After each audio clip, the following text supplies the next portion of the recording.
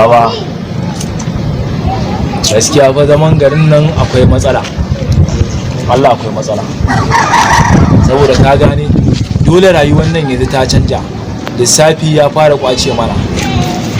Ni tunani ma nake ma wai ma me dawo da mu garin nan, gane me da muna can karkashin gada a nan babu ruwanmu da kowa, kai rayuwarka ba wani ɗan doka da zo iya kama ka, amma nan kana rike dula za a zo a kama ka. Kuma ma ni ka san mene ba wanda ko sisi yunwa nake ji ga baki ɗaya na rasa me damuna. Zaman garin nan ya ishe ni duk duniya. Last card ina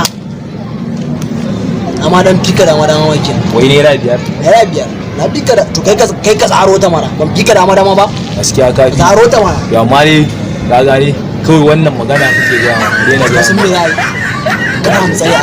Allah ya kawo wani mai tsaye ko ta fada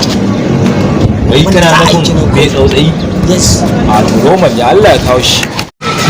zaman garin nan dole akwai matsala ba hankali ruwa ne a gurin Kalilan Yahuda bil muhasabi wal Allah amin lado yalla bai na lado Ladiyo wayannan ba su kala da masu bada bara ba sadaka ba ai ka je ka karbo mu Ladiyo kake ne maka mun bakin ciki ne ya lado wayannan ba su kala da masu bada sadaka ba dan ka ga ba da gani zo mana ana cewa kana ji na an kudi nake ji Ladiyo ka zama gare ka ya lado Allah ya ka ta tsoho tifa in ba za ka je ba ni sani a hanya in je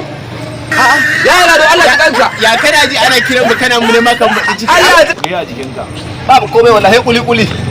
wallahi kuli da jimai ta ba mu a kasuwa gai na ba na san kariya Allah kuli ne labai Allah zan iya hada ma ki ka gane ai hakuri me ya jikinka ai ba zo nan bai labai ba komai na Ladiyo ka karbo na bayar ya kake irin magana kana da mu ga a kake irin wannan gwamnati fa ta fi kulawa da su ko ka manta ne mu samari ba fi kulawa ba ake fa da mu fa yanzu wannan kowa sai ya dauki kili ya bashi ka gane domin kuma duk wani motsin mu kai a garin a taimaka mana labai Allah ba mu da cinye ba mu da na gobe a taimaka mana ni da yaya na muka zo birni bara ba na cin kai wallahi babu kai dan ma abinda malamai suke cewa wani mukalin mutum sassaba ma kamar ni ba kar ayi to da ka tattaro koya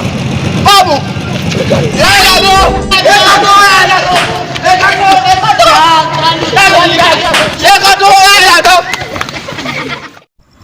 subhanallah